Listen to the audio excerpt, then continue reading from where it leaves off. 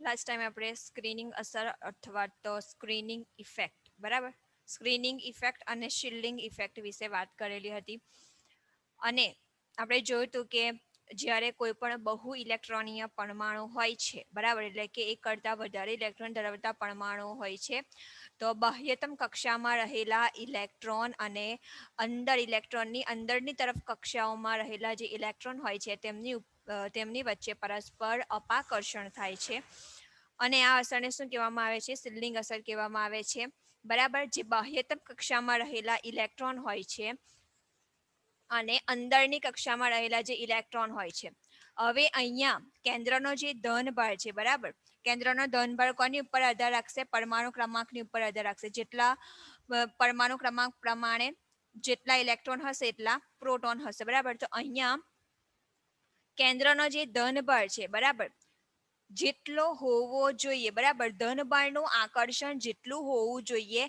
એટલું આકર્ષણ બાહ્યતમ કક્ષામાં રહેલા ઇલેક્ટ્રોન મેળવી શકતા નથી શા માટે મેળવી નથી શકતા કારણ કે બાહ્યતમ કક્ષામાં રહેલા ઇલેક્ટ્રોન અને આંતરિક કક્ષામાં રહેલા ઇલેક્ટ્રોન બરાબર વચ્ચે શું છે અપાકર્ષણ છે અપાકર્ષણને કારણે કક્ષકો થોડી ઘણી એકબીજાથી દૂર પણ જશે બીજી વસ્તુ શું થશે અહીંયા કે ધારો કે આ બાહ્યતમ કક્ષામાં રહેલો ઇલેક્ટ્રોન છે અને આ કેન્દ્ર છે તેઓની વચ્ચેના માર્ગમાં આ ઇલેક્ટ્રોન આવી જશે એટલા માટે જે કેન્દ્રનો એકચ્યુઅલ ધનભાર છે એટલો ધનભાર બાહ્યતમ કક્ષામાં રહેલો ઇલેક્ટ્રોન મેળવી શકશે નહીં બરાબર બીજી વસ્તુ કે સ્ક્રીનિંગ અસર અથવા તો શિલ્ડિંગ અસર છે એ અનુક્રમે એસપીડીએફ કક્ષકોમાં રહેલા ઇલેક્ટ્રોનને લાગુ પડશે બરાબર હવે કોણ વધારે શિલ્ડિંગ અસર અનુભવશે બરાબર એસપીડીએફ કક્ષકોની અંદર આપણે ખબર છે આપણને કે એસ કક્ષકનો આકાર કેવો છે ગોળીય છે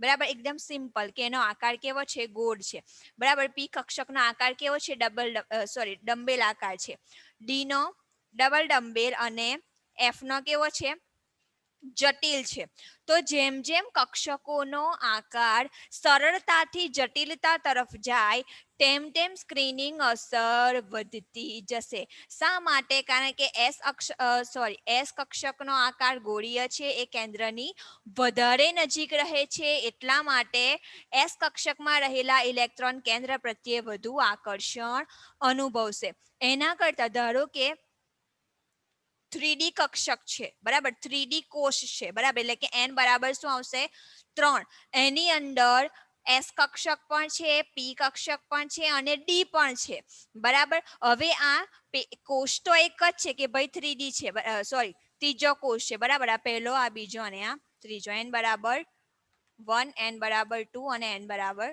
3 હવે આ ત્રીજા કોષની અંદર એસ કક્ષક પણ છે પી પણ છે અને ડી પણ છે તો આ ત્રણ ની અંદર રહેલા ઇલેક્ટ્રોન કયા ઇલેક્ટ્રોન વધારે સ્ક્રીનિંગ અસર અનુભવશે અને કયા ઇલેક્ટ્રોન ઓછી સ્ક્રીનિંગ અસર અથવા તો શિલ્ડિંગ અસર અનુભવશે તો એનો જવાબ શું આવશે કે જેમ જેમ કક્ષકો સરળતાથી જટિલતા તરફ જાય છે તેમ તેમ સ્ક્રીનિંગ અસરમાં વધારો થશે શા માટે કારણ કે એસ કક્ષક છે સીધો સિમ્પલ ગોળીય આકાર છે કેન્દ્રની વધારે નજીક રહે છે એટલા માટે શું આવશે એ કેન્દ્ર પ્રત્યે વધારે આકર્ષણ અનુભવશે હવે જે પી ઇલેક્ટ્રોન છે બરાબર એનો આકાર અથવા તો એ કક્ષકનો આકાર છે એ ડી કરતા સરળ છે બરાબર પરંતુ એસ કરતા જટિલ છે તો અહીંયા પી કક્ષકની સ્ક્રીનિંગ અસર એસ કરતા વધારે અને ડી કરતા કેવી આવશે ઓછી આવશે એવી જ રીતે જે ડી કક્ષક છે એનો આકાર ડબલ ડમ્બેલ છે એટલે કે એસ અને પી કક્ષક કરતા વધારે જટિલ છે એટલા માટે ડી કક્ષકના ઇલેક્ટ્રોન છે એની સ્ક્રીનિંગ અસર એસ અને પી કક્ષકમાં રહેલા ઇલેક્ટ્રોન કરતા કેવી હશે વધારે હશે જેમ જેમ ઉર્જાનું મૂલ્ય વધતું જાય છે તેમ તેમ સ્ક્રીનિંગ અસરમાં વધારો જોવા મળે છે ઉર્જાનું મૂલ્ય n+n ની ઉપરથી નક્કી કરવામાં આવે છે n બરાબર શું આવશે મુખ્ય ક્વોન્ટમ આંક અને l બરાબર ગૌણ ક્વોન્ટમ આંક બરાબર એક ટેબલ છે તમારી બુકની અંદર આપેલું છે સિમ્પલ ટેબલ છે એને જરાક સમજી લેજો તમારી જાતે એની અંદર વધારે કયા સમજવાનું નથી n અને l ની વેલ્યુ મૂકવાની છે અને જોવાની છે કે કેટલી ઉર્જા આપણને મળે છે બરાબર ધારો કે 3p કક્ષક છે બરાબર તો n બરાબર શું આવશે 3 l બરાબર શું આવશે 1 હવે એટલું તો ખબર હોવી જોઈએ બરાબર l બરાબર 0 1 2 3 0 હોય તો S, બરાબર, 1 હોય તો P, 2 માટે D અને 3 માટે F. તો P બરાબર શું આવશે? L નું મૂલ્ય 1. તો ઉર્જાનું મૂલ્ય કેટલું આવશે? 4. આવી રીતે એક ટેબલ તમારી બુકમાં આપેલું છે, જોઈ લેજો કે જેમ જેમ તમે કક્ષકો વધારતા જાઓ તેમ તેમ ઉર્જાનું મૂલ્ય શું થઈ જશે? વધતું જશે. ધારો કે કોઈ બે કક્ષકો એવી છે કે જેનું n+l નું મૂલ્ય સરખું છે, બરાબર. ધારો કે કોઈ કક્ષક એવી છે કે જેની n+l નું મૂલ્ય 5 છે, બીજી કક્ષક પણ એવી છે કે જેની n+n નું મૂલ્ય પણ 5 છે, બરાબર. તો હવે આપણે કેવી રીતે ડિસાઈડ કરવાનું કે બેમાંથી કોની ઉર્જાનું મૂલ્ય વધારે છે? તો એના માટે તમારે શું કરવાનું? આ n+l એટલે કે બંનેના સરવાળાનું મૂલ્ય છે, બરાબર. તમારે શું જોવાનું કે ઇન્ડિવિજ્યુઅલી બેની અંદરથી કોનો મુખ્ય ક્વોન્ટમ આંક વધારે છે, એટલે કે કોની n ની વેલ્યુ વધારે છે. ધારો કે અહીંયા n બરાબર 3 હોય અને અહીંયા n બરાબર 4 હોય, તો આની ઉર્જાનું મૂલ્ય કેવું થશે? વધારે થશે. શા માટે? કારણ કે અહીંયા n નું મૂલ્ય કેવું છે?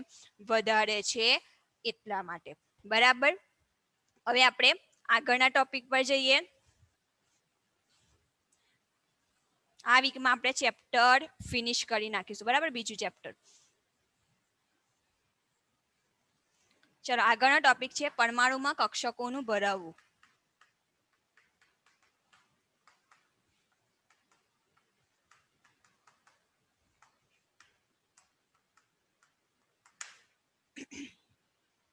ચાલો, કોઈ પણ પરમાણુની અંદર કક્ષકો ભરાય, કોના દ્વારા ભરાય? ઇલેક્ટ્રોન દ્વારા ભરાશે, બરાબર.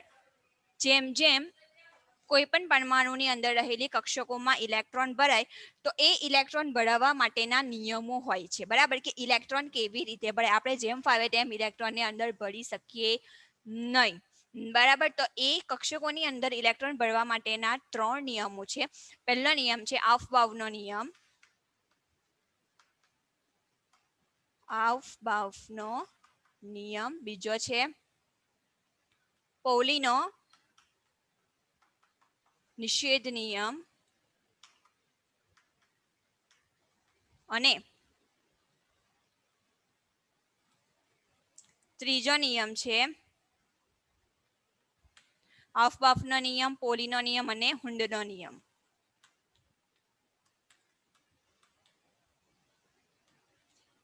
બરાબર. 3 વિશે આપણે એક પછી એક ચર્ચા કરીશું. પહેલો નિયમ છે આફબાઉનો નિયમ. આફબાઉનો નિયમ શું કહે છે કે જ્યારે કોઈ પણ કક્ષકની અંદર ઇલેક્ટ્રોન ભરાય છે, ત્યારે સૌથી પહેલો ઇલેક્ટ્રોન ક્યાં ભરાશે? સૌથી ઓછી ઉર્જા ધરાવતી કક્ષકમાં, બરાબર. ધ્યાનથી સાંભળજો. જ્યારે કોઈ પણ પરમાણુની કક્ષકોની અંદર ઇલેક્ટ્રોન ભરાય છે, બરાબર, સૌથી પહેલા તો કક્ષકો ખાલી હશે. જેમ જેમ ઇલેક્ટ્રોન ઉમેરાશે તેમ તેમ કક્ષકો ભરાશે. હવે ઇલેક્ટ્રોન સૌથી પહેલો ક્યાં ભરાશે? જ્યાં અથવા તો જે કક્ષકની ઉર્જા સૌથી ઓછી હશે, બરાબર. આપણે પહેલા ભણી ગયેલા છે કે ધારો કે કોઈ પણ પરમાણુ હોય, એની આજુબાજુ રહેલી જે પણ કોષો કે કક્ષકો હોય, તો એની અંદર કેન્દ્રની સૌથી વધારે નજીકની જે કક્ષકો હશે એની ઉર્જા ઓછી હશે. જેમ જેમ તમે કેન્દ્રથી દૂર જાઓ તેમ તેમ કક્ષકોની ઉર્જાનું મૂલ્ય શું થશે? વધતું જશે, બરાબર. ધારો કે આ કોઈ પરમાણુ છે, બરાબર. પહેલો કોષ, બીજો કોષ, કોષની અંદર શું હોય? કક્ષકો હોય. કક્ષકોમાં શું હોય? પેટા કક્ષકો હોય, બરાબર.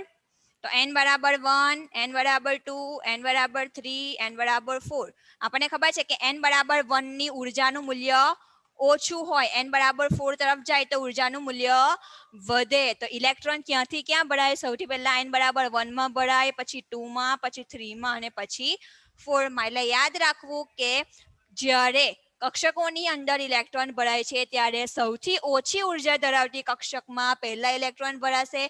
ત્યાર પછી ધીમે ધીમે જેમ જેમ કક્ષકની ઉર્જાનું મૂલ્ય વધે તેમ તેમ ઇલેક્ટ્રોન ભરાય. એટલે કે n બરાબર 1 માં પહેલો ભરાય, પછી 2 માં જાય, પછી 3 માં જાય અને પછી 4 માં જાય. એવું ના થાય કે n બરાબર 1 માં પહેલો ઇલેક્ટ્રોન ગયો પછી બીજો સીધો 4 માં જાય, એવું થાય ના. ધીમે ધીમે નીચી ઉર્જા ધરાવતી કક્ષકમાંથી ઊંચી ઉર્જા ધરાવતી કક્ષકમાં ઇલેક્ટ્રોન ભરાશે, બરાબર. બીજો નિયમ છે પૌલીનો નિષેધનો નિયમ. અહીંયા પૌલીએ શું કીધું? આપણે આના પહેલા પણ ચર્ચા કરેલી હતી એક ટોપિકની, કે હંમેશા કોઈ પણ પરમાણુની અંદર રહેલો ઇલેક્ટ્રોન હોય તો એ ઇલેક્ટ્રોનના 4 ક્વોન્ટમ આંકનું મૂલ્ય ક્યારેય સરખું હોઈ શકે નહીં, બરાબર. ધારો કે કોઈ ઇલેક્ટ્રોન છે એના 4 ક્વોન્ટમમાં કયા કયા હોય? એન, એલ, એમ અને એસ, બરાબર. મુખ્ય ક્વોન્ટમમાં, ગૌણ ક્વોન્ટમમાં, ચુંબકીય ક્વોન્ટમમાં અને સ્પિન ક્વોન્ટમમાં, બરાબર.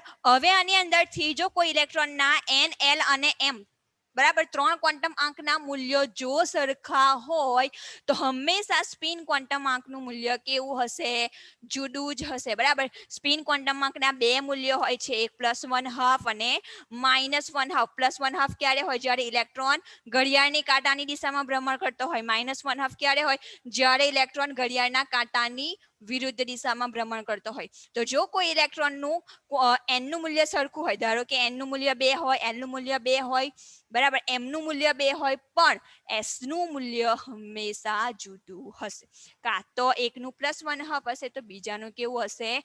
-1/2 હશે.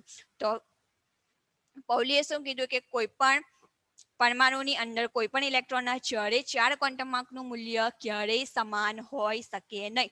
એટલે પૌલીએ શું કીધું? આનો બીજો અર્થ શું થશે કે ધારો કે કોઈ કક્ષક છે, બરાબર. એ કક્ષકની અંદર કોઈ એક ઇલેક્ટ્રોન આ રીતે ભરાય છે, બરાબર.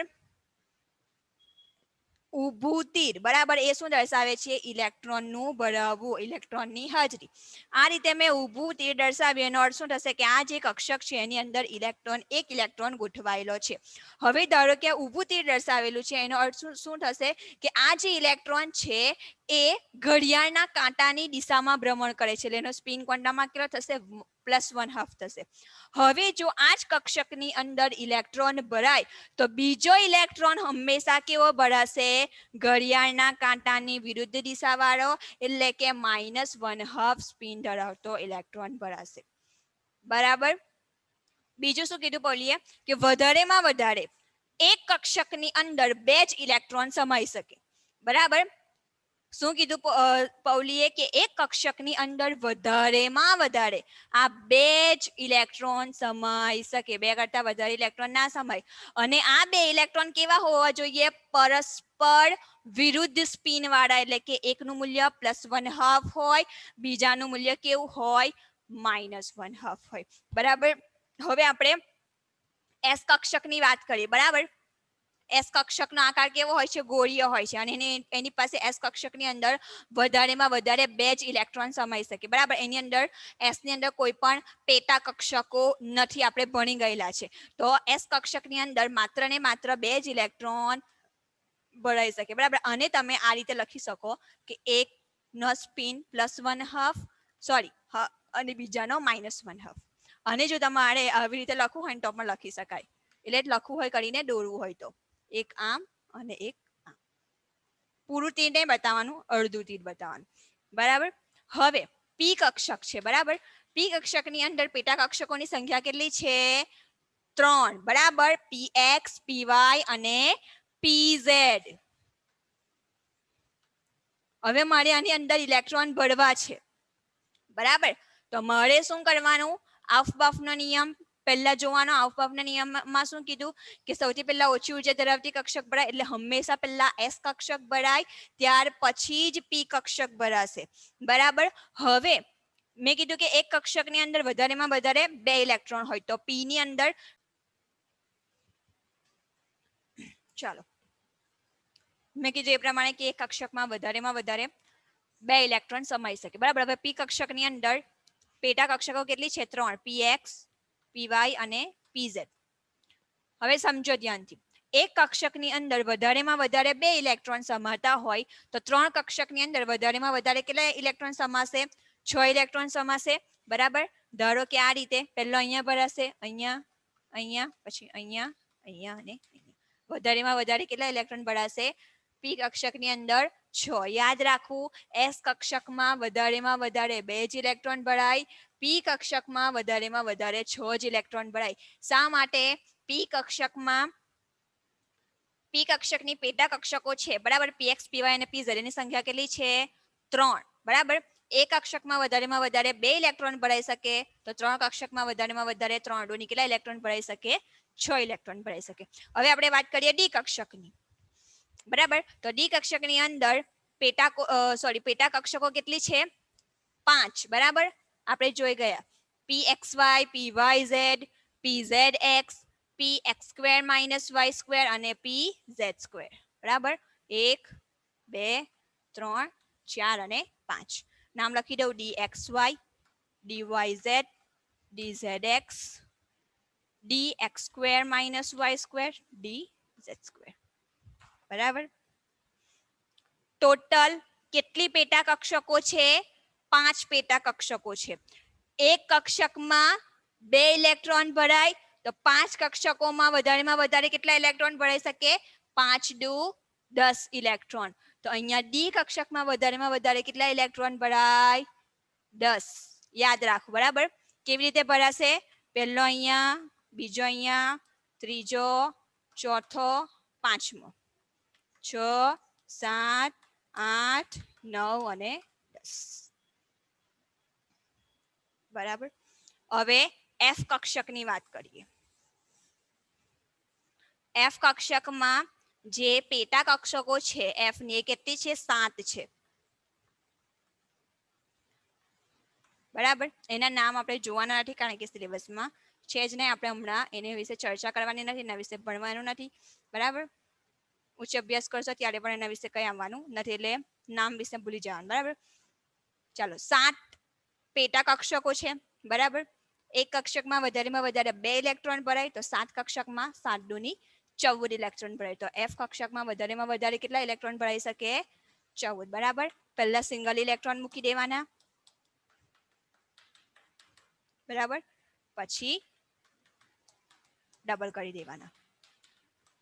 બરાબર. તો એફ કક્ષકની અંદર વધારેમાં વધારે 14 ઇલેક્ટ્રોન ભરાય. હવે મેં આવું શા માટે કર્યું તે જુઓ. મેં સૌથી પહેલા જ્યારે પણ ઇલેક્ટ્રોન ભર્યા, બરાબર, દાખલા તરીકે હું પી કક્ષકની વાત કરું તો મેં કેવી રીતે ઇલેક્ટ્રોન ભર્યા? સૌથી પહેલો એક ઇલેક્ટ્રોન અહીંયા મૂક્યો, એક અહીંયા મૂક્યો અને એક અહીંયા મૂક્યો. બરાબર. ત્યાર પછી એને ડબલ કર્યા. હું ડાયરેક્ટ મેં આવું કેમ ના કર્યું? જો ધ્યાનથી જોજો. ડાયરેક્ટ અહીંયા ડબલ કેમ ના બતાવી દીધા? બરાબર. આવી રીતે ક્યારેય પણ ઇલેક્ટ્રોન ભરાય ના. ઇલેક્ટ્રોન હંમેશા કેવી રીતે ભરવાના? સૌથી પહેલા દરેક કક્ષકની અંદર એક એક ઇલેક્ટ્રોન મૂકવાનો, ત્યાર પછી ઇલેક્ટ્રોનને ડબલ કરવાના. શા માટે? એ જ આપણો ત્રીજો નિયમ છે, હુન્ડનો નિયમ. બરાબર. હુન્ડનો નિયમ શું કહે છે? કે જ્યારે કક્ષકો સમશક્તિ હોય, સમશક્તિ એટલે કે આપણે પી કક્ષકની વાત કરીએ. બરાબર. પી ની અંદર 3 પેટા કક્ષકો છે, પીએક્સ, પીવાય અને પીઝેડ. બરાબર. ધારો કે આપણે 2p કક્ષકની વાત કરીએ તો આ શું થઈ જશે? 2px, 2py અને 2pz. આ 3 પેટા કક્ષકો કેવી છે? સમશક્તિ, એટલે કે 3 ની ઉર્જાનું મૂલ્ય વધારે છે. બરાબર. જો આપણે s, p, d અને f ની વાત કરતા હોઈએ તો આપણને ખબર છે કે જેમ જેમ જેનો ક્વોન્ટમ આંક વધારે, બરાબર, એની ઉર્જાનું મૂલ્ય વધારે. દાખલા તરીકે હું અહીંયા લખું છું કે 4s અને અહીંયા લખું છું કે 5d. બરાબર. તો અહીંયા ભલે એસ કક્ષક છે અને અહીંયા ડી કક્ષક છે, બેમાંથી જેનો ક્વોન્ટમ આંક વધારે હશે એની ઉર્જાનું મૂલ્ય વધારે હશે, જેનો ક્વોન્ટમ આંક ઓછો હશે એનું ઉર્જાનું મૂલ્ય વધારે હશે. એટલે પહેલા 4s કક્ષક ભરાશે, પછી 5d કક્ષક ભરાશે. બરાબર. એ નિયમ આપણે સમજી ગયા. પણ અહીંયા કેવું છે કે અહીંયા આ જે 3 કક્ષકો છે એ સમશક્તિક છે, એટલે કે 3 ની ઉર્જાનું મૂલ્ય સરખું છે. હવે આની અંદર કેવી રીતે ઇલેક્ટ્રોન ભરવાના? તો હંમેશા યાદ રાખવું કે જ્યારે સમશક્તિ કક્ષકો હોય તે વખતે સૌથી પહેલા દરેક કક્ષામાં એક એક ઇલેક્ટ્રોન ભરાય છે. બરાબર. દરેક પેટા કક્ષકની અંદર એક એક ઇલેક્ટ્રોન ભરાય છે. એટલે કે પહેલો ઇલેક્ટ્રોન અહીંયા ભરાશે, પછી બીજો અહીંયા ભરાશે, પછી ત્રીજો અહીંયા ભરાશે. દાખલા તરીકે મારે 3 જ ઇલેક્ટ્રોન ભરવા છે. બરાબર. તો આ રીતે 3 ઇલેક્ટ્રોન ભરાઈ ગયા. ધારો કે મારે 2 ઇલેક્ટ્રોન ભરવા હોય તો આ રીતે ભરાશે, આ ત્રીજી કક્ષક ખાલી રહેશે. ધારો કે મારે 4 ઇલેક્ટ્રોન ભરવા હોય તો હું ડાયરેક્ટ ઉઠાઈને અહીંયા ઇલેક્ટ્રોન મૂકી શકતી નથી. બરાબર. પહેલા 3 ની અંદર ઇલેક્ટ્રોન મૂકી દેવાના. હજુ તમારી ઇલેક્ટ્રોન અહીંયા જગ્યા છે, બરાબર, સ્પેસ છે, આપણે વધારેમાં વધારે 6 ઇલેક્ટ્રોન અહીંયા ભરી શકીએ. બરાબર. હવે જો મારે ચોથો ઇલેક્ટ્રોન મૂકવો હોય તો મારે અહીંયા મૂકવો પડે, પાંચમો અહીંયા અને છઠ્ઠો અહીંયા. ડાયરેક્ટ હું અહીંયા ઇલેક્ટ્રોન મૂકી શકતી શકતી નથી, બરાબર. ચોથો ઇલેક્ટ્રોન ધારો કે મેં મૂકી દીધો, હવે પાંચમો મૂકવો હોય તો ડાયરેક્ટ અહીંયા ના મુકાય, પહેલો અહીંયા મૂકવો પડે, પછી અહીંયા મૂકવો પડે. એટલે અહીંયા કહેવા શું માંગે છે કે જ્યારે સમશક્તિ કક્ષકોની અંદર ઇલેક્ટ્રોન ભરાય તો ક્રમિક ભરાય છે, ક્રમિક એટલે કે એક પછી એક ભરાય છે, બરાબર. અધર તમે અસ્તવ્યસ્ત ગમે ત્યાં ઇલેક્ટ્રોન મૂકી શકતા નથી. એવી રીતે જો ડી કક્ષકની વાત કરો તો પહેલા 5 ઇલેક્ટ્રોન ભરાઈ જાય, પછી છઠ્ઠો ઇલેક્ટ્રોન યુગ્મન કરે, બરાબર. અહીંયા શું કર્યું મેં, પહેલો એક ઇલેક્ટ્રોન ભરાઈ ગયો એટલે એકાકી ઇલેક્ટ્રોન થઈ ગયો, પછી જો મારે ચોથો પાંચમો અને છઠ્ઠો ઇલેક્ટ્રોન મૂકવો હોય તો અહીંયા ઇલેક્ટ્રોન મૂકી દો તો આ શું થઈ ગયું, ઇલેક્ટ્રોનનું યુગ્મન, બરાબર. હંમેશા એક વર્ડ આપણે વારંવાર યુઝ કરીશું, યાદ રાખવાનું, ઇલેક્ટ્રોન યુગ્મ, બરાબર. ઇલેક્ટ્રોન યુગ્મમાં હંમેશા 2 ઇલેક્ટ્રોન હોય, યાદ રાખવું. આ બધા શું છે, ઇલેક્ટ્રોન યુગ્મો છે.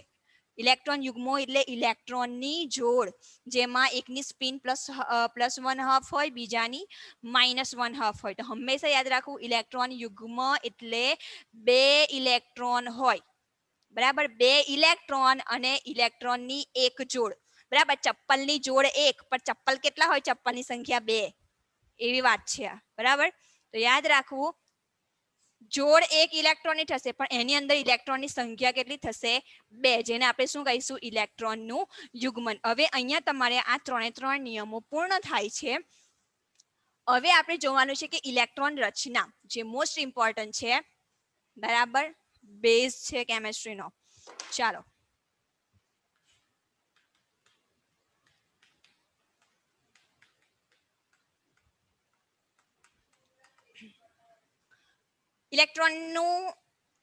ઇલેક્ટ્રોન રચના,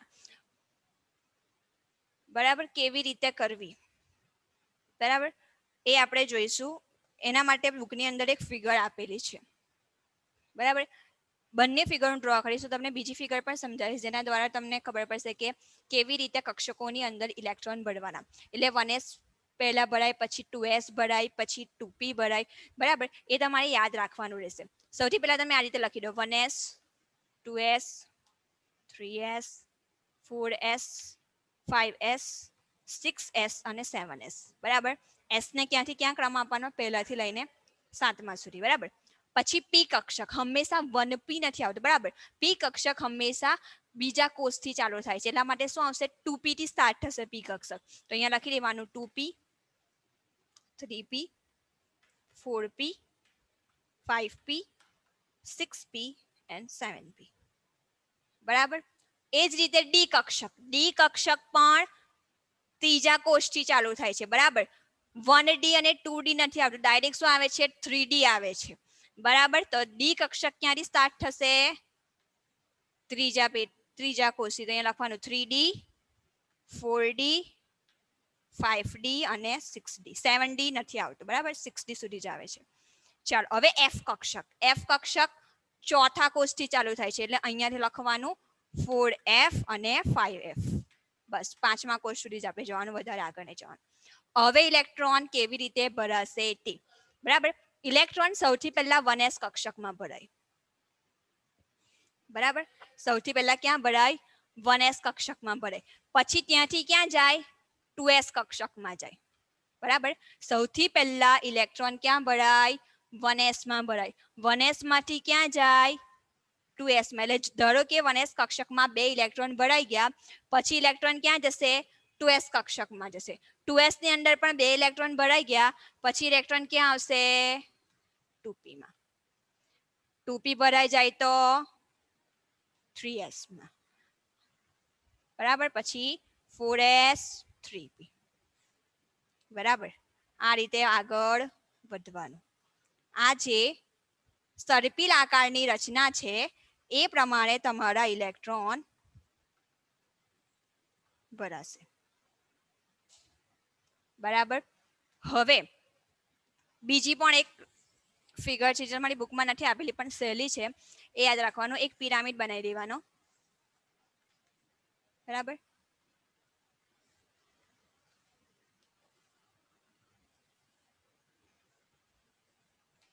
એના ટોચ પર અહીંયા લખી દેવાનું 1s 2s 3s 4s 5s 6s અને 7s બરાબર. અહીંયા લખી દેવાનું 2p 3p 4p 5p 6p અને 7p બરાબર. હવે આપણને ખબર છે બરાબર એસ અને પી પૂરું થઈ ગયું, ડી અને એફ બાકી. આપણને ખબર છે કે ડી કક્ષક ક્યાંથી સ્ટાર્ટ થાય છે, ત્રીજા નંબરથી સ્ટાર્ટ થાય છે. તો ત્રીજું છોડીને જે ચોથો નંબર છે ત્યાંથી આપણે લખવાનું, અહીંયાથી 3D 4D 5D અને 6D બરાબર. આપણને ખબર છે કે ડી કક્ષક છે એ ત્રીજા કોષથી ચાલુ થાય છે, પણ આ જે ગોઠવણી છે બરાબર એને યાદ રાખવા માટે આપણે શું કરવાનું, ત્રીજો નંબર છોડી દેવાનો અને ચોથા નંબરથી આપણે ડી કક્ષક ચાલુ રાખવાની બરાબર. હવે એક કક્ષક બાકી રહે, કઈ કક્ષક, એફ કક્ષક બરાબર. એફ કક્ષક ક્યાંથી ચાલુ થાય છે, ચોથા કોષથી ચાલુ થાય છે. ચોથો કોષ છોડીને આપણે લખવાનું અહીંયા આવશે 4f અને 5f બરાબર. એક વસ્તુ યાદ રાખજો, આ જે 4f અને 5f આપણે લખેલા છે બરાબર, એ તમારે કોઈ દિવસ પાછળની બાજુ નહીં લખવા. પાછળની બાજુ લખશો ને તો ઇલેક્ટ્રોન ઊંધા ભરાઈ જશે બરાબર, જ્યાં આ ક્રમ આગળ પાછળ થઈ જશે. મતલબ આ 4f અને 5f હંમેશા ક્યાં લખવાના, ડી કક્ષકોની આગળની બાજુ લખવાના અને છેલ્લે નીચેની તરફ લખવાના. એટલે જુઓ અહીંયા શું થશે, 1s એટલે પહેલા ઇલેક્ટ્રોન અહીંયા 1s માં ભરાશે, પછી 2s 2p બરાબર, 2s 2p 3s 3p 4s 3s 3p 4s બરાબર, 3d 4p 5s 3d 4p 5s બરાબર. પછી અહીંયા આવશે 4d 5p 6s 4d 5p 6s પછી અહીંયાથી 4f ચાલુ થશે બરાબર. તો આ તમારે જેવી રીતે યાદ રાખવું હોય, તમારે આ રીતે લખીને યાદ રાખવું હોય તો એ રીતે પણ યાદ રાખવાનું, આ રીતે તમારે યાદ રાખવું હોય તો એ રીતે પણ યાદ રાખવાનું, પિરામિડ સ્વરૂપે યાદ રાખવું. અહીંયા સીધું સીધું ઇલેક્ટ્રોન ભરાઈ જશે, 1s 2s 2p 3s 3p 4s 3d 4p 5s 4d 5p આ રીતે યાદ રાખવાનું બરાબર. આ રીતે તમારે જવાનું. અહીંયા તમે થોડા ગુજવાઈ જશો બરાબર, તીર બીર પાડશો એને ગુજવાઈ જશે, એના કરતાં બેસ્ટ આ છે કે તમે આ રીતે યાદ રાખો બરાબર. અને તમારે લખવું હોય તો આ રીતે તમારે લખવું પડે કે પહેલો ઇલેક્ટ્રોન ક્યાં જાય, 1s 2s 2p 3s 3p 4s 3d 5s બરાબર. આ તમારે યાદ રાખવાનું છે બરાબર. આ જે ક્રમ છે એ ક્રમ તમારે યાદ રાખવાનો છે, તો જ તમે ઇલેક્ટ્રોન રચના મોઢે લખી શકશો બરાબર. આ ક્રમ તમને યાદ નહીં રહે તો તમે ઇલેક્ટ્રોન રચના મોઢે લખી શકતા નથી. એટલીસ્ટ તમારે 3D સુધી તો યાદ રાખવું જ પડે બરાબર. આના કરતાં આગળ તમે યાદ રાખો એ ચાલશે, વધારે સારું, પણ 3D કરતાં 3D સુધી તો તમારે યાદ રાખવું જ પડે. 1s 2s 2p 3s 3p 4s 3d 5s 5p બરાબર. આ યાદ રાખવું જ પડે બરાબર. ચાલો અહીંયા ઇલેક્ટ્રોન રચનામાં ઇલેક્ટ્રોન કેવી રીતે ભરાય આપણે જોઈ લીધું બરાબર. સૌથી પહેલા ઇલેક્ટ્રોન 1s માં જ જાય, પછી 2s માં જ જાય, પછી 3s માં જાય બરાબર, પછી 3p માં જાય, 4s માં જાય, 3d માં જાય. હવે જુઓ અહીંયા જે હું આંકડો લખું છું ઉપર બરાબર, 1s લખ્યું એનો અર્થ શું થશે કે પહેલા કોષની અંદર ઉપર 2 લખેલા છે, 2 લખેલા છે એનો અર્થ શું થશે, આપણને ખબર છે કે એસ કક્ષકની અંદર વધારેમાં વધારે 2 ઇલેક્ટ્રોન ભરાય, તો એસ ની અંદર કેટલા ઇલેક્ટ્રોન ભરાયેલા છે, 2. તો ઉપર જે ઘાત સ્વરૂપે દર્શાવેલું છે એ શું દર્શાવે છે, ઇલેક્ટ્રોનની સંખ્યા દર્શાવે છે બરાબર. ધારો કે મેં અહીંયા લખેલું છે કે 3d10, તો આનો અર્થ શું થશે કે n બરાબર 3 બરાબર, એટલે કે ત્રીજા કોષની અંદર ડી કક્ષક છે એ ડી કક્ષકમાં 10 ઇલેક્ટ્રોન ભરાયેલા છે બરાબર. જેમ જેમ આપણે વિવિધ પરમાણુઓની ઇલેક્ટ્રોન રચના વિશે સમજીશું તેમ તેમ તમને આ ક્રમ છે એ ક્રમ યાદ રહી જશે. આ જે પિરામિડ સ્વરૂપે તમને રચના દોરીને સમજાવી બરાબર, આ બુકની અંદર નથી, જેને દોરવી હોય એ વિડીયો પુશ કરીને દોરી લેજો પછીથી બરાબર. હમણાં આપણે વિવિધ તત્વોની ઇલેક્ટ્રોન રચના વિશે સમજીએ.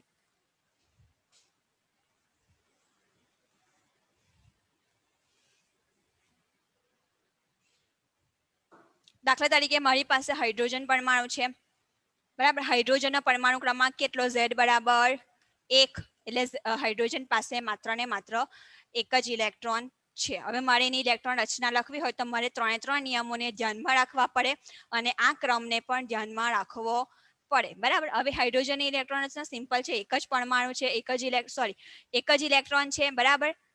તો પહેલી કક્ષક સૌથી પહેલા કઈ છે? 1s છે. તો પહેલો ઇલેક્ટ્રોન ક્યાં ભરાશે? 1s માં ભરાશે, બરાબર. એક ઇલેક્ટ્રોન છે એટલા માટે એક તીર, બરાબર. ત્યાર પછી છે હિલિયમ, બરાબર. Z બરાબર 2. એનો પરમાણુ ક્રમાંક 2 છે એટલે એની પાસે કેટલા ઇલેક્ટ્રોન છે? 2. હવે આ 2 ઇલેક્ટ્રોન છે એ ક્યાં ભરાશે? જુઓ, પહેલી કક્ષક 1s છે એની અંદર વધારેમાં વધારે 2 ઇલેક્ટ્રોન રહી શકે. તો આપણે શું કરવાનું? s કક્ષક પાડી દેવાની. 1s બરાબર, એક ઇલેક્ટ્રોન ઊભો, બીજો ઊંધો, બરાબર. એક તીર સીધું પાડવાનું, બીજું ઊંધું પાડવાનું. શા માટે? બંનેના સ્પિન ક્વોન્ટમમાં ક્યારેય સરખા હોઈ શકે નહીં એટલા માટે. ચાલો, હાઇડ્રોજન, હિલિયમ, લિથિયમ.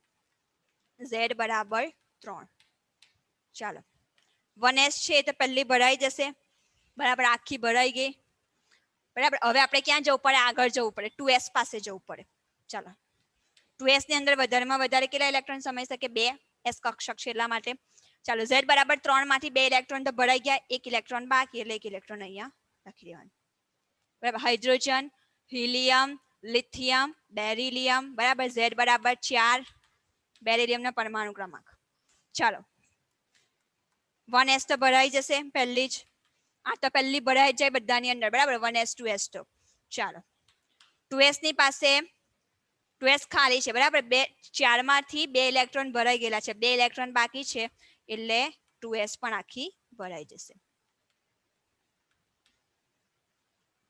સમજ પડી ગઈ? હવે આગળ જોઈએ. હાઇડ્રોજન, હિલિયમ, લિથિયમ અને બેરિલિયમ પૂરા થયા. હવે આવશે બોરોન. ચાલો, બોરોન પરમાણુ ક્રમાંક Z બરાબર 5. સૌથી પહેલા કોની પાસે જવાનું? 1s પાસે, બરાબર. 1s માં Z બરાબર 5 છે, બરાબર. 5 માંથી 2 ઇલેક્ટ્રોન અહીંયા ભરાઈ ગયા, હજુ 3 ઇલેક્ટ્રોન બાકી. પછી 1s પછી કોની પાસે જવાનું? 2s પાસે જવાનું. ચાલો, 2s પાસે ગયા. 2s ની અંદર પણ વધારેમાં વધારે 2 ઇલેક્ટ્રોન સમાઈ શકે, 3 બાકી છે એટલે 2 અહીંયા મૂકી દેવાના.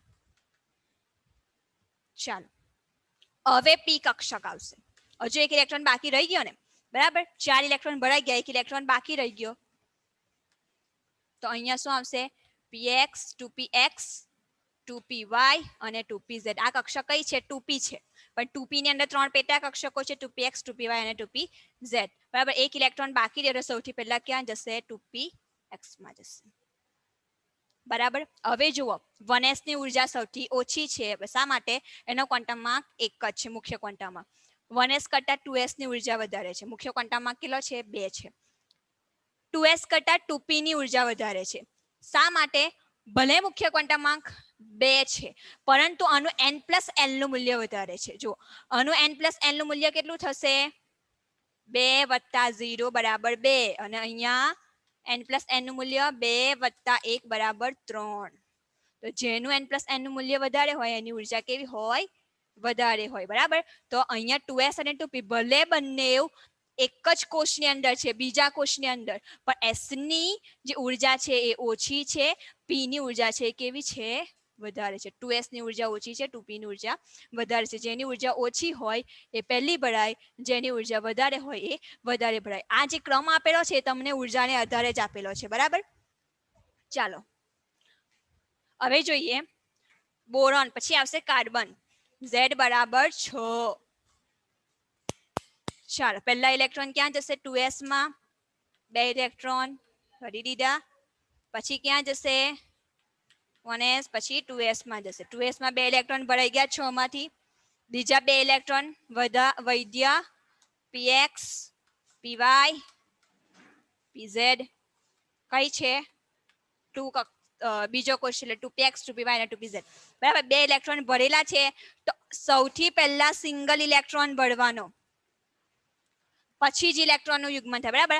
આ બંને ઇલેક્ટ્રોન છે હું આને આવી રીતે લખી શકતી નથી, બરાબર, હુન્ડનો નિયમ છે.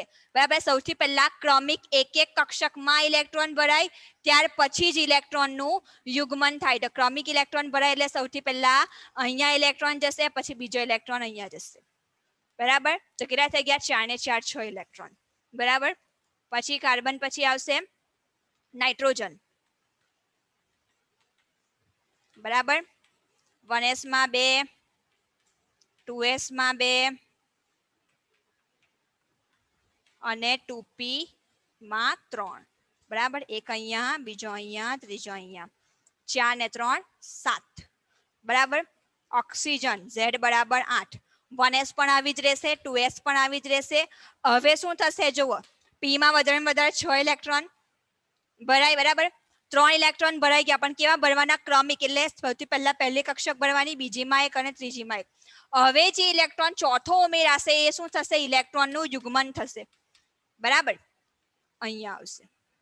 હવે આ જે યુગ્મન થાય છે એ પણ ડાયરેક્ટ અહીંયા કે અહીંયા ના બતાવાય. પહેલી કક્ષકમાં યુગ્મન બતાવવાનું, પછી બીજીમાં બતાવવાનું અને પછી ત્રીજીમાં બતાવવાનું.